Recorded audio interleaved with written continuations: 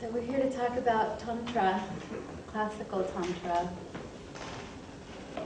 And I don't have a speech prepared. I don't have something particular to tell you, other than that this path is a wisdom tradition that dates back over 6,000 years. And the teachings came from an experience. It was a whole experience that brought about these teachings. It was coming in, dropping in, and finding new ways to be, new ways to connect with the divine. So I'll tell you a little bit about the history and the story. Way back in these times, there were many paths that were developing, and there were many beings at the time that felt that the way to connect with the divine, to be one with essence, these beings felt that somehow the body was a hindrance to connecting with all that is. And so many went off to caves and would renounce from society and renounce from food and sex and all different worldly things, and felt that somehow it was in renouncing the world that they could then become more connected with all that is. And there were many other people, of course, in the societies, in the community that had jobs and children that felt that this was not the way for them. They felt that, on the contrary, it was through the body, that this is the vehicle that we've been given, that this is the vehicle towards our own awakening. And it's in the experience of our, not only our body, but our mind, our emotions, and all of the subtle aspects that make us human, that we can become more alive and more present in what is, and therefore become more alive and present to our essence.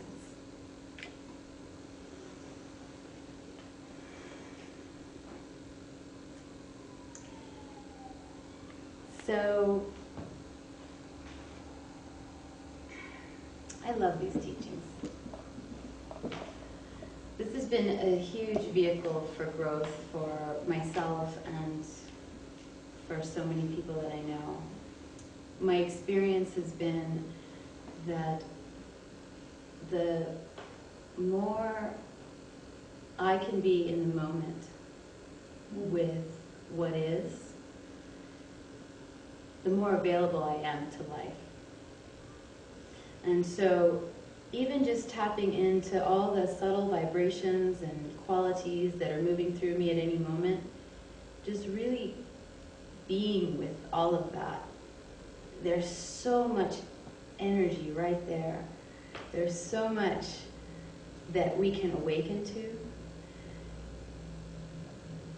And oftentimes we bypass all of this amazing variation of energy and go straight to our minds and reach out to a story we want to make about our experience and make it about somebody else and objectify it and separate it. But because this is essentially a non-dual path, these teachings are non-dual, meaning that there is no other. Other is not other than self. We can come right back into our body and, well, first off, take responsibility. And have all of these subtle qualities and energies moving through us inform us of what's really happening. Because sometimes all that's really happening is sensation. But then we have this whole story about it. And so going back to the non-dual teaching, what that also means is that nothing's inherently good and nothing's inherently bad. You won't get brownie points to go to heaven. And you're certainly not going to go and burn in hell if you do something bad or wrong. Although there are things that cause us to lose energy, or Shakti, our power, our creative life force. Obviously, lots of activities that we can think of can cause us to deplete and lose our energy. From the way that we live, the way that we think, how much we indulge in our emotions, what we eat, how well we sleep, how much, how little, the quality of our sex. And then there's things that cause us to cultivate energy. And it's in the cultivation of our Shakti and our energy that we can become more alive and aware to all of these amazing subtle vibrations moving through us. If our channels are clogged, it's harder to feel. And so this path is really about opening those channels. The technologies are really a vehicle for transformation. It's a vehicle for awakening. It's a vehicle for enlightenment. This path is all about waking up. The teachings are traditionally transmitted from guru to disciple. And nowadays, things have modernized and changed, and maybe for many that's not so necessary. Traditionally, however, these teachings were transmitted from teacher to student, and they were kept secret. Because of the power of the teachings, they didn't want the teachings to fall into the wrong hands.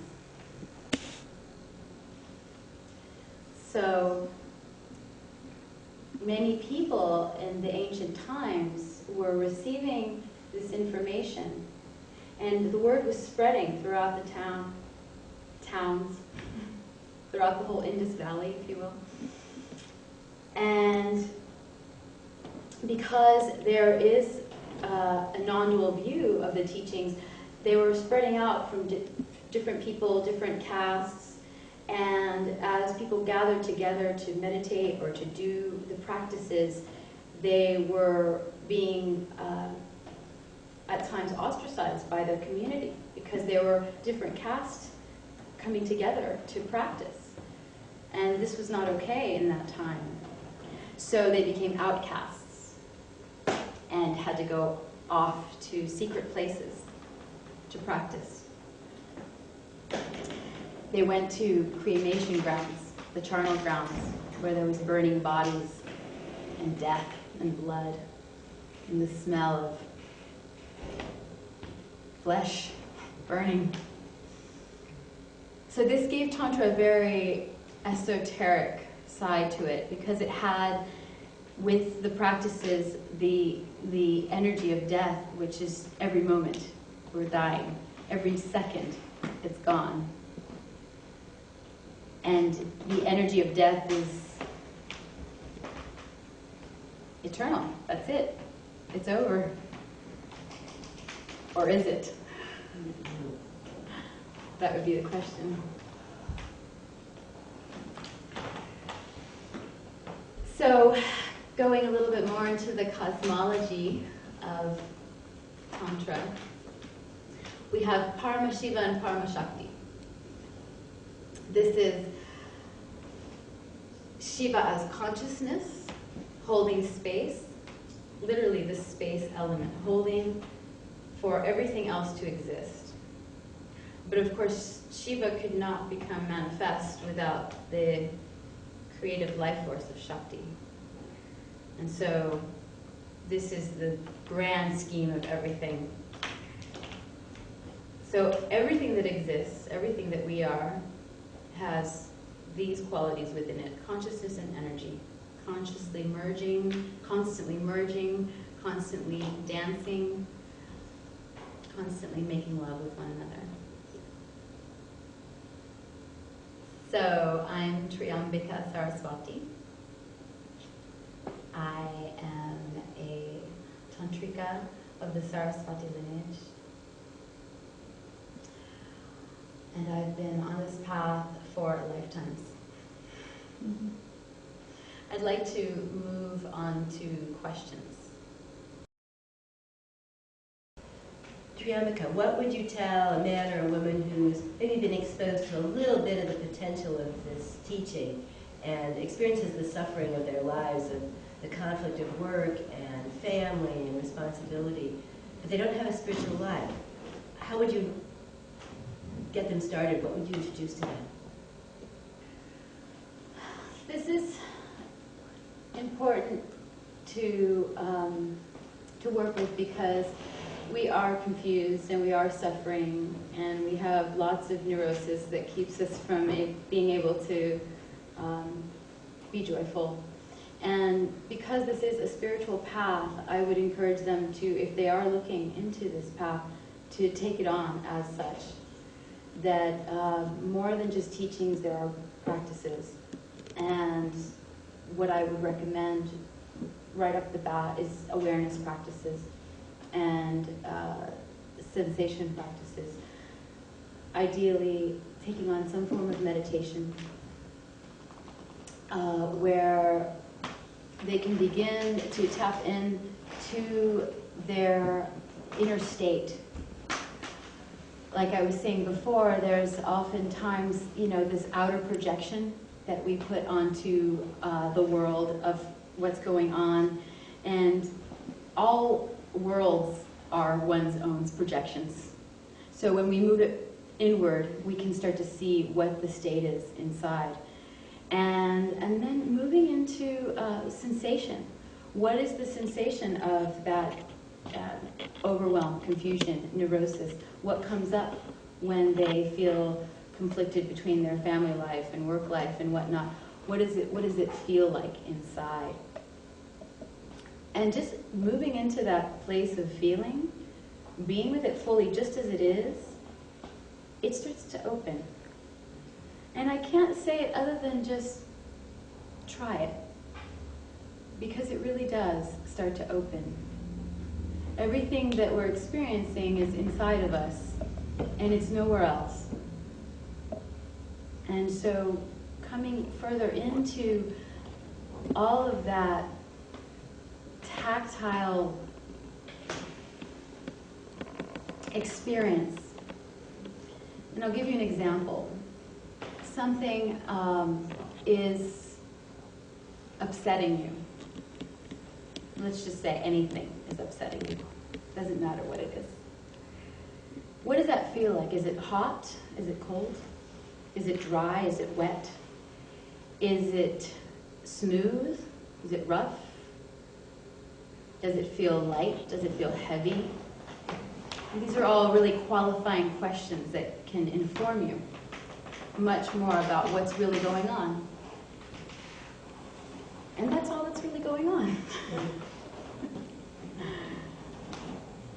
So that would be a start.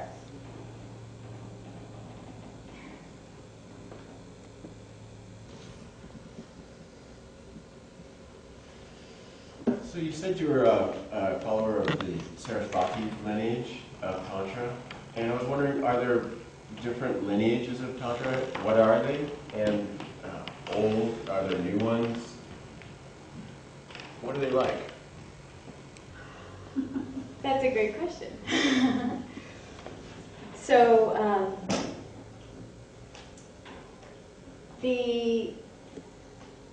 originally, the Tantras are said to have started out in northern India and the Indus Valley, the Kashmiri region. From there, they spread south, and they spread into Tibet by the great Mahasiddhas of the time.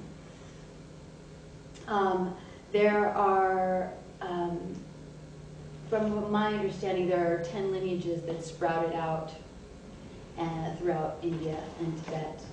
And most are non-dual, and some are dual. And there's Shaivite and Shakta Tantra, meaning Tantra lineages that are believers and followers of the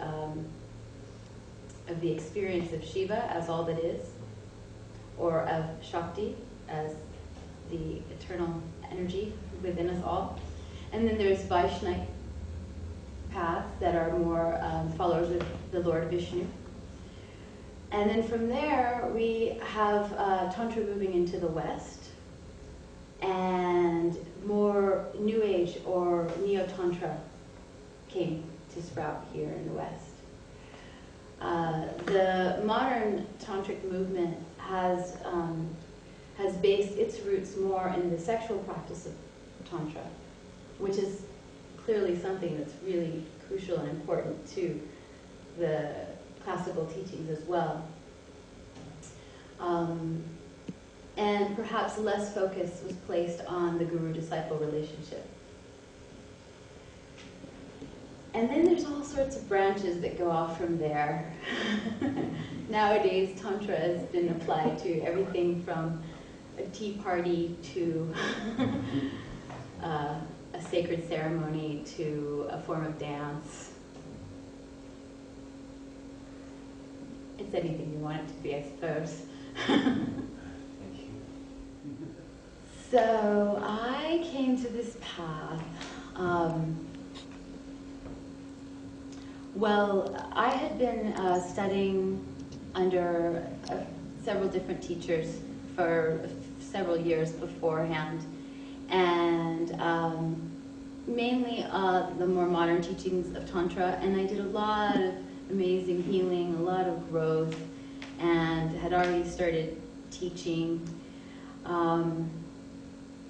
For me, initially, it was definitely something that I needed to do in order to merge the huge split that had occurred somewhere in my childhood between my sexuality and my spirituality.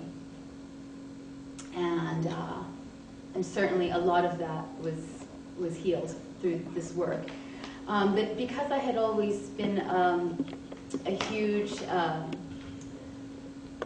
appreciator of Eastern teachings and had been studying yoga for a long time, I knew that there was a lot more to Tantra. And I just was curious. I wanted to know all of it. I wanted the full transmission. And so when the student is ready, the teacher comes. And as I made a transition in my life, I was ready to meet my teacher. And I was introduced to him through a ceremony that was being held in Berkeley, in the hills.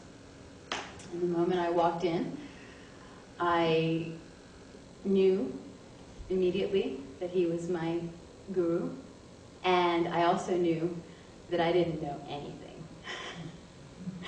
But even though I had been learning and growing, and I had picked up a lot of information and was teaching that the world of Tantra was so vast and so deep that there was way more to this than I could have ever imagined. So it's been 7 years with my guru, and I love him. Appreciate him. So I want to thank you all for being here today, and I especially want to thank my gurus and all of the beings who brought these teachings to us. And I pray that everything that's been shared today